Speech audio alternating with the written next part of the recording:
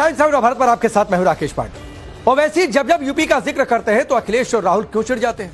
क्या 27 के यूपी चुनाव के लिए 300 में से 200 सीट का ठेका ओवैसी ने लिया है? यह सवाल इसलिए उठे क्योंकि ओवैसी ने आजमगढ़ टू कैराना गजब का जाल बिछाया। मुस्लिम मोहल्लों में लामबंदी की जा रही है। खुद ओवैसी अभी यूपी नहीं पहुंच रहे मगर अपनी लंबी चौड़ी फौज उतार दी। किस तरह हैदराबादी भाईजान ने अखिलेश कैंप में टेंशन ला दी है, पूरी रिपोर्ट।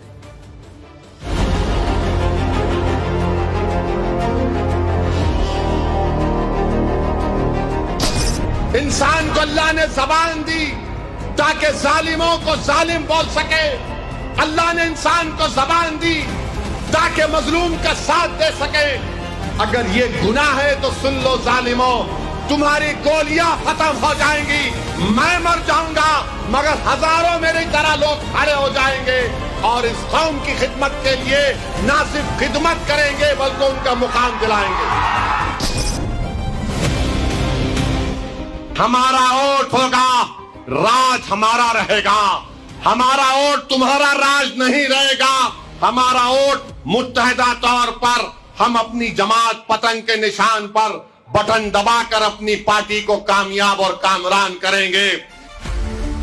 बरेली, मुरादाबाद, अमरोहा, मेरठ, मुजफ्फरनगर, सहारनपुर, अमरोहा, संभल और फिर अलीगढ़, ये ओवैसी की पार्टी का यूपी चार्ट है। अखिलेश यादव की साइकिल को कैसे पंचर करना है, कैसे मुस्लिम वोटों को हासिल करना है, बिहार और महाराष्ट्र के बाद किस तरह उत्तर प्रदेश में एमआईएम को मजबूत करना है, उसी पर ओवैसी के सिपाहियों ने काम करना शुरू कर दिया। 7 फरवरी से शुरू हुआ ओवैसी के कार्यकर्ताओं का यूपी प्लान 15 फरवरी तक इसी तरह यूपी के 9 जिलों में मुस्लिम वोटों के बीच विस्तार पाएगा। अगर मैं इंसाफ की बात करूं तो तुम्हारी नजर में गलत, अगर मैं हिस्सेदारी की बात करूं तो गलत, अगर मैं शिराकतदारी की बात करूं तो गलत, मैं विकास की बात करूं, तरक्की की बात करूं, ईदगाह की बात करूं, स्लॉटर हाउस की बात करूं, स्कूल की बात करूं तो सब गलत। तो क्या सही है? तुम गुलामी करो, सिर्फ वोट डाल के घर में बैठ जाओ। खुदा की कसम, मैं मोहम्मद मुस्तफा सल्लल्लाहु अलैहि वसल्लम के गुलामों का गुलाम हूं। मैं किसी अदना सियासी लीडर का या पार्टी का गुलाम कभी नहीं बन सकता, ना कभी बनूंगा इंशाअल्लाह ताला। ओवैसी यूपी में कब आएंगे? अपने साथ क्या 15 मिनट वाला चैलेंज लाएंगे? अपनी पतंग कटवा कर जाएंगे या फिर बड़ा धमाका कर पाएंगे?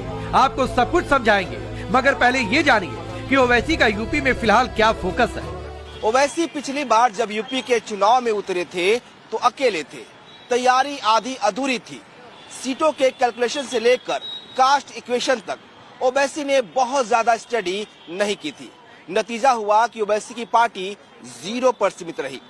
मगर इस बार ओवैसी यूपी में जलवा दिखाना चाहते हैं, इसीलिए स्टेप बाय स्टेप काम कर रहे हैं। पहला फोकस है जमीनी स्तर पर पार्टी को मजबूत करना।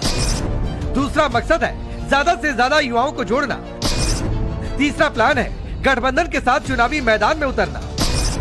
और चौथा फोकस है मुस्लिम वोटों को अपने पाले में लाना। इसी प्लान के तहत ओवैसी के सिपाही यूपी में गली गली घूम रहे हैं। ऐसे मुसलमानों को एमआईएम से जोड़ रहे हैं जो या तो अखिलेश से नाराज है या तीसरे विकल्प की तलाश में। एक दावे के मुताबिक एमआईएम के यूपी में 46 लाख से ज्यादा रजिस्टर्ड सदस्य हो चुके हैं।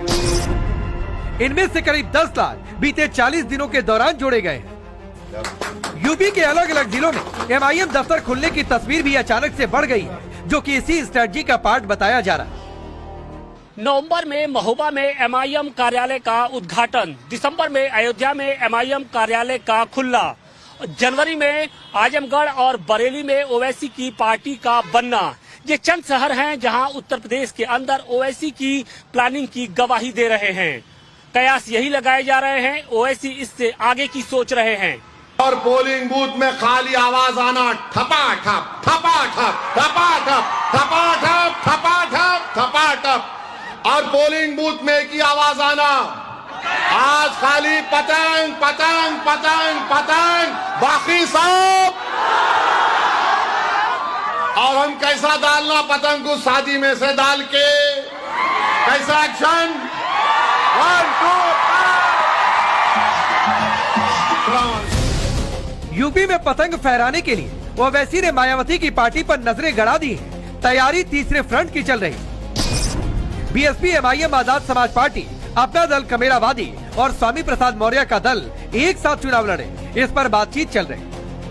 ओवैसी का मकसद है अगर 200 सीटों पर अखिलेश यादव को टक्कर दी गई तो चुनावी रिजल्ट कुछ और हो सकता है। उत्तर प्रदेश में चुनाव लड़ेंगे 2027 का।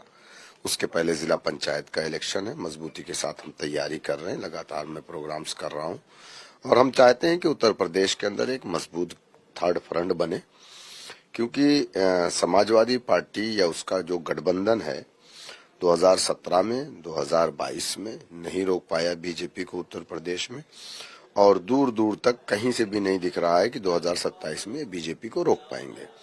तो इसलिए हम चाहते हैं कि उत्तर प्रदेश में एक मजबूत गठबंधन बने, वो बीजेपी को रोके, थर्ड फ्रंट हो, जिसमें दलितों की पार्टियां हो, मुस्लिम हमारी एमआईएम पार्टी उसका हिस्सा हो, पिछड़े समाज की पार्टियां हो, तो तमाम पार्टियां मिलकर के एक मजबूत थर्ड फ्रंट बनना चाहिए।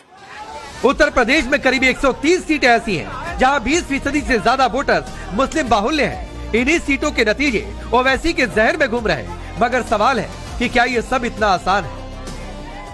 शनिवार को मायावती की पार्टी की बैठक हुई। 2027 के लिए चुनावी रणनीति बनाई गई, मगर गठबंधन की संभावनाओं पर किसी भी तरह से विचार नहीं हुआ। कोई भी शुरुआती संकेत नहीं दिया गया कि ओवैसी से किसी तरह से बातचीत चल रही है। और फिर तेलंगाना से ओवैसी ने जिस तरह से एंटी हिंदू लाइन पकड़ी है, वो कई सवाल खड़े कर रहे हैं। मैं हमारे हिंदू भाइयों बहनों से अपील कर रहा हूं कि समझो आप इस बात को, मुझसे नफरत है, कोई बात नहीं, करते रहो मुझसे नफरत, मुझे किसी की फिक्र नहीं है। दुनिया में सिर्फ मैं एक ही दुआ करता हूं, मेरी बीवी मेरे से नाराज नहीं होना और पूरी दुनिया में आखिरत में अल्लाह मुझसे नाराज नहीं होना। तो हमको इससे मतलब नहीं, आप नाराज रहो, कोई बात नहीं, मैं आपको मनाने भी नहीं आऊंगा। ओवैसी का हिंदू विरोधी टेप यूपी में बजेगा तो क्या होगा, इसके मायने भी समझिए।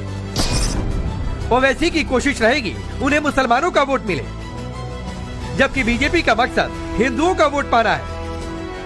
ऐसे में बचे अखिलेश यादव, जिनके पीडीए वाले विश्वास को दोनों तरफ से चोट पहुंच सकती है। शायद इसीलिए ओवैसी को गठबंधन के लिए इनकार करने वाले अखिलेश यादव अपने कार्यकर्ताओं को षड्यंत्र और साजिश से दूर रहने की नसीहतें दे रहे हैं। पीडीए की एकता की बात करें, हम लोग पीडीए के लोग जागरूक लोग हैं, किसी की साजिश षड्यंत्र में फंसने वाले नहीं हैं और न इस्तेमाल होने वाले हैं। हमें सोचना चाहिए कि आयोजन कौन कर रहा है, आयोजित कौन कर रहा है, आयोजन कौन कर रहा है। बल्ले से मिस शॉट खेलने वाले अखिलेश चुनावी पिच पर ओवैसी को देखकर बहुत ज्यादा डरे, इसीलिए उन्होंने हड़बड़ी में अपने मिशन 2027 का ऐलान कर दिया है। रामनवमी के तुरंत बाद पीडीए भागीदारी रैलियों की शुरुआत होगी। 28 मार्च को अखिलेश यादव नोएडा से चुनावी कैंपेन को धार देंगे, मगर क्या ये रफ्तार बरकरार रह पाएगी, इसे लेकर बहुत किंतु परंतु है। ऐसे ही सवाल ओवैसी की यूपी एंट्री को लेकर है, जिनके टारगेट पर अखिलेश है। बिहार और महाराष्ट्र में ओवैसी की पार्टी ने उम्मीदों से कहीं अधिक कामयाबी हासिल की, लेकिन दोनों ही जगह एमआईएम बीजेपी को नुकसान नहीं पहुंचा पाई। ओवैसी के इस परफॉर्मेंस ने एंटी मोदी कैंपेन को बड़ा पैनिक अटैक दिया है। तो सवाल यही है कि क्या उत्तर प्रदेश के अंदर भी ओवैसी अखिलेश यादव को कुछ इसी तरीके की टेंशन देने वाले हैं? गठबंधन बोल रहा था ओवैसी का जनाजा निकाल देंगे, मगर अल्लाह ने जो इज्जत से नवाजा, अल्हम्दुलिल्लाह हम बिहार जीत गए, महाराष्ट्र को इलेक्शन लड़ने गए, वहां पर बोले औरंगाबाद में नहीं, कुछ नहीं होगा, मजलिस के खिलाफ माहौल है, औरंगाबाद मजलिस का गढ़ नहीं है, फुला हो जाएगा। औरंगाबाद भी हमने मेहनत की और फिर उसका नतीजा आपके सामने है। यूपी में योगी वर्सेस अखिलेश वाला चैप्टर ही बरकरार रहे, योगी वर्सेस ओवैसी ना हो सके, इसकी भी कोशिशें शुरू हो गई हैं। उदाहरण मौलाना अरशद मदनी के सेफ डेमोक्रेसी वाले इस लंबे चौड़े पोस्ट से मिलता है। अरशद मदनी ने नफरत और जालिम के जरिए ठीक उसी तरह की शब्दावली का इस्तेमाल किया जो ओवैसी के मजलिसों में सुनाई देता है।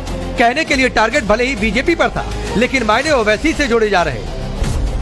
दरअसल मौलाना अरशद मदनी कई बार ओवैसी का विरोध कर चुके हैं। बिहार और महाराष्ट्र में एमआईएम की परफॉर्मेंस के बाद खिलाफत का लेवल ज्यादा बढ़ चुका है। हमारे मुल्क के अंदर मुसलमानों को कत्ल भी किया जाता है। हमारे मुल्क के अंदर मकानों को आग भी लगाई जाती है। हमारे ही मुल्क के अंदर देश विरोधी कहा जाता है, बुलडोजर चला दिया जाता है। कौन पागल है या कुत्ते ने काटा है उसे अपना मुल्क छोड़कर यहाँ आगे रहेगा? ये सोचने की बात है। कैसे रहेगा मुसलमान? ये चीज नहीं है जिसको कहा जा रहा है। चीज ये है कि हिंदुस्तान के वो इलाके जो बांग्लादेश से मिले हुए हैं उनकी जबान में और इनकी बंगाली जबान में कोई फर्क नहीं है। अब वो ये कहते हैं कि ये बांग्लादेश के आए हुए हैं। ये तो ऐसे ही जिसको कह दे कि जो ये कह रहे हैं पाकिस्तान के आए हुए हैं। लीडरशिप को मनाओ, हम नहीं रहेंगे, मैं भी एक दिन जमीन की ग़िज़ा बनूंगा। वक्त अल्लाह तय करेगा। और जो लोग हमको डरा रहे हैं, कोई मार रहे हैं, कोई पैरों पे गोली मारते हैं उत्तर प्रदेश में, तो कोई जान ले लेते हैं बालासोर ओडिशा में। एक बच्चे को जो गाड़ी में जानवर जा रहा है, ये संघ परिवार के लोग रोककर उसको मार के पीट दिए, उसकी जान चले गई। सुनो जालिमों, सुनो जो गाय रक्षक हैं, मगर तुम गाय की रक्षा करने वाले नहीं हो, तुम राक्षस हो। जो समझते हैं कि जो मौत को समझते हैं गाफिल इख्तिताम जिंदगी है, ये शाम जिंदगी सुबह दवा में जिंदगी। मदनी डायरेक्ट तौर पर ओवैसी का नाम नहीं लेते, लेकिन मुस्लिमों को भड़काने की होड़ मची है। कहते हैं कि ऐसा इसलिए है ताकि हैदराबादी भाईजान की इमेज बहुत ज्यादा न चमके। नौजवानों, मैं तुमसे अपील कर रहा हूं, मुस्तकबिल तुम्हारा है। आज हमको मुत्तहिदा तौर पर अपने वोट का इस्तेमाल करना है। मजलिस को वोट देना इसलिए जरूरी है कि इस इलेक्शन के बाद SIR होगा और बीजेपी NPR NRC के जरिए नहीं, वोटर लिस्ट के जरिए भारत के मुसलमानों की शहरियत खत्म करना चाहती है। आपका नाम वोटर लिस्ट में है तो दबा कर अपना वोट डालो, ताकि दुनिया को मालूम हो जाए कि वोटर लिस्ट में मेरा नाम है। उत्तर प्रदेश में ओवैसी 2027 वाली परीक्षा देने के लिए बेकरार है। इससे पहले वो अपनी प्रिपरेशन को परखना चाहते हैं। ओवैसी यूपी के पंचायत चुनाव में सभी जिलों में दाव आजमाएंगे। खबर ये भी है कि ओवैसी इसके लिए चुनिंदा रैलियां भी कर सकते हैं, मुस्लिम इलाकों में ज्यादा से ज्यादा वोट मिल सके। ओवैसी इसी मकसद के साथ मस्जिद और मुसलमान वाला नैरेटिव सेट करेंगे। अगर भाईजान का ये एक्सपेरिमेंट सफल हुआ तो 200 सीट वाली तैयारियों को मजबूती मिल सकेगी, लेकिन योगी के रहते हुए क्या पतंग ऊंची उड़ पाएगी? उत्तर प्रदेश अराजकता का अड्डा बन गया था, लूट का अड्डा बन गया था, दंगों के आग में झुलसता था, गुंडागर्दी चरम पर। न बेटी सुरक्षित थी, न व्यापारी सुरक्षित था। विरासत का सम्मान हुआ, बेटी भी सुरक्षित हो गई, व्यापारी भी सुरक्षित हो गया। उत्तर प्रदेश देश की नंबर 2 की अर्थव्यवस्था के रूप में आज धमाके से अपनी यात्रा को आगे बढ़ा रहा है। योगी को ओवैसी का चैलेंज मंजूर है। वो अखिलेश की तरह ही ओवैसी के आत्मविश्वास को पहले पंचायत चुनाव और फिर विधानसभा चुनाव में ध्वस्त करना चाहते हैं। ये रिजल्ट कितना धमाकेदार होगा, इससे पहले ओवैसी को पश्चिम बंगाल का भी इंतजार है, क्योंकि बंगाल के सियासी मैदान में भी उन्होंने फील्डिंग सेट करनी शुरू कर दी। हुमायूं कबीर के साथ गठबंधन की पूरी पिक्चर 15 फरवरी के बाद क्लियर होगी। तो बैठक को उनको बुलाना ही चाहिए। तो उनका पार्टी में क्या निर्णय लेगी, मैं क्या बोलूँगी, मैं कोई टिप्पणी नहीं करूँगी। उनका काम उनका करने दीजिए, वो लिए कोई मेरा को कोई बोलने का जरूरत नहीं है। ओवैसी यूपी और पश्चिम बंगाल में गठबंधन के लिए वेट एंड वॉच कर रहे हैं। उसी के बाद MIM स्ट्रेटजी का फाइनल चार्ट सामने आएगा। बहुत संभव है उसमें उम्मीदवारों के नाम पर मुहर भी हो। Bureau report, times now Bharat.